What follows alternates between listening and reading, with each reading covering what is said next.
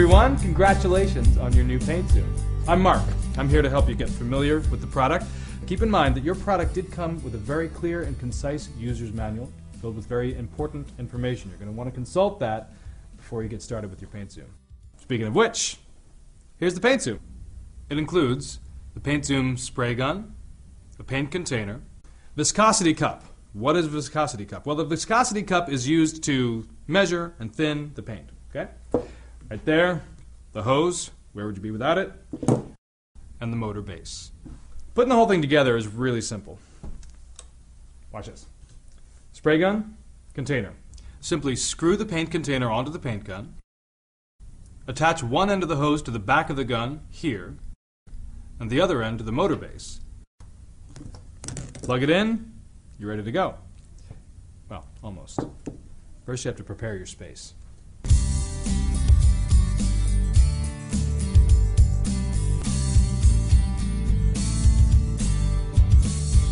When painting, you should always make sure your surface is clean and completely dust-free. This will ensure you the best possible result. Although your paint zoom will produce very little overspray and paint mist, we recommend you cover any surfaces you wish to remain paint-free with a drop cloth and tape off all moldings, outlets, window frames, etc. And remember, keeping yourself safe is the most important thing. When painting, you always want to wear eye protection. You could use the big goggle kind like that, especially if you already wear glasses. I like to wear the smaller kind. It's really up to you. And you always want to breathe in as little paint fumes as possible. So you got your handy dandy mask right here. You always want to wear that. I'm not going to wear it right now because then you won't be able to understand what I'm saying, but when you're painting, it's crucial that you wear yours. And of course, remember that your user's manual has very important safety information. You're always going to want to look that over before you start using your paint zoom.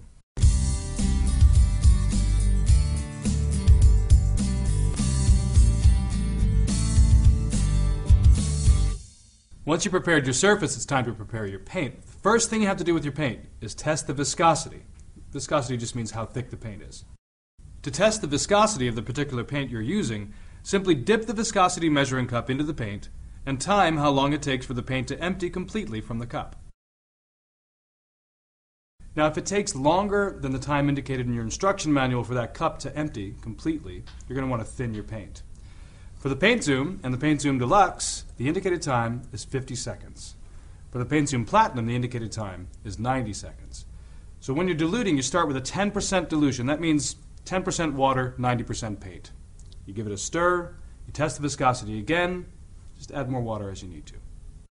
To thin the paint, simply place your finger over the spout in the viscosity cup, fill it with water, let it drain into your mixing container, and give it a stir. Repeat this process until the paint reaches the desired viscosity. The next thing you want to do is strain the paint. Because Paint Zoom is a motorized paint sprayer, you want to make sure your paint is as particle-free as possible so it doesn't clog or splatter. To strain, simply place your paint strainer over the mouth of your Paint Zoom container and then pour your thinned and measured paint through it. If you're using other materials like stain and varnish, you'll rarely need to thin, but you can also refer to the thinning chart in your user's manual for further information. You're probably going to want to do all of your paint preparation in a separate container from the one that came with your Paint Zoom. Something like one of these, simple bucket, something you can mark off how much paint you used, how much water you used, so you can repeat your process later. Also, if you find you need additional paint containers than the one that came with your Paint Zoom, you can order our 3 additional containers online at www.paintzoom.com. All paint is different. Different paint types need to be used for different jobs. For this reason, you should always read the paint can for instructions about that particular paint. Also, we recommend you test your paint by test spraying onto a sheet of cardboard or scrap wood.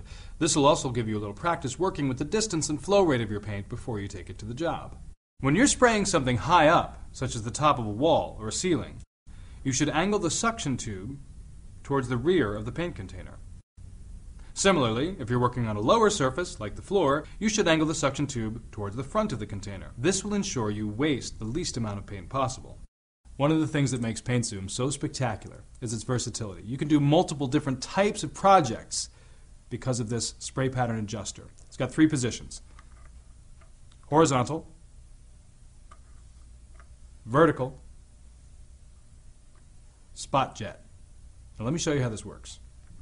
For instance, setting the nozzle vertically is great for wide surfaces like walls or floors.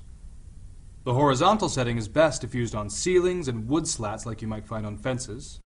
The spot jet setting is perfect for corners and other hard-to-reach areas.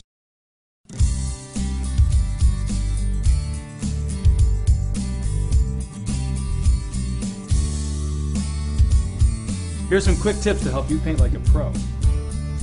It's recommended that you always keep your paint zoom the same distance from the surface you're painting as you go along, and overlap your strips to avoid dead space. We suggest 8 to 10 inches is a good distance, and should give you the maximum paint width. Paint a thin coat first, wait a few minutes for it to dry, and then go over it with a thicker coat. This will result in a more smooth, even paint job. There should be very little movement in your wrist, otherwise the paint flow will be uneven. A technique most commonly used by professional painters is the crisscross technique. This just means spraying the paint in horizontal strips, then adjusting the air cap, and crossing over these strips with vertical strips. Always make sure your passes are smooth, and your speed should stay constant. This will make painting even a very large wall fast and easy. Right here in the back of your paint zoom gun, you got this nifty little dial. This adjusts the intensity of the paint flow from the gun. You turn it clockwise to decrease the paint flow. You turn it counterclockwise to increase the paint flow. If you're spraying closer to your surface, your paint flow needs to be lighter, and if you're farther away, you should increase the paint flow. This will give you maximum coverage. It's recommended to paint in sections about 20 inches long, and avoid stopping and starting if you can. Now, as I mentioned before, you rarely need to thin varnish or stain. And what I've done now is taken a little bit of stain, put it into my paint zoom container. Got my handy dandy goggles right here, always remember your eye protection. And now I'm ready to take this unfinished chair and turn it into a beautiful rustic looking piece. Here we go.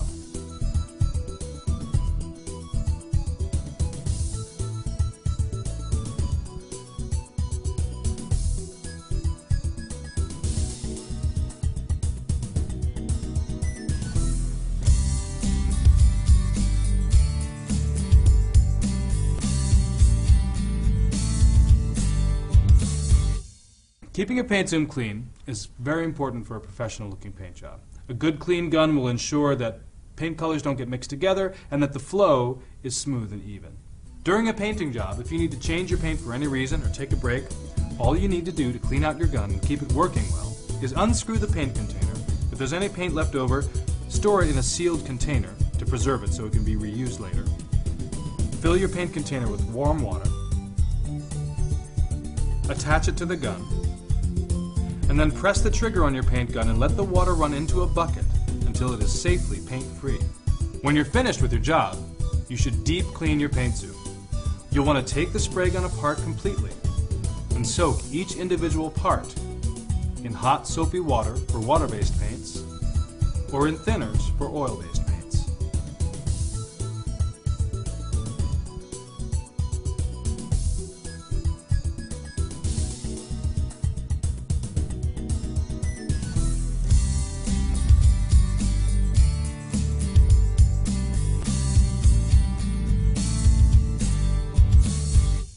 While using your paint zoom, you may come across a few simple problems. If you're getting uneven, splattered coverage, your paint is too thick. Try thinning or straining the paint. If your coverage is too light, try to spray slower and move closer to your surface, or simply increase the paint flow. If you're running into drips and snags, increase your distance from the surface, or try thinning your paint. If you're ending up with orange peel, otherwise known as air bubbles, the surface temperature is too cold and there are air pockets in your paint. Try to reduce viscosity and paint in warmer weather. If the paint is leaking from your spray gun, the container might be loose, needs to be tightened. If you have any other problems, refer to the troubleshooting section in your user's manual. Log on to www.paintzoom.com or call customer service from the number on your screen. Alright, so those are just a couple of basic tips to get you moving onto beautiful, professional looking paint jobs with your paint zoom. Go have fun.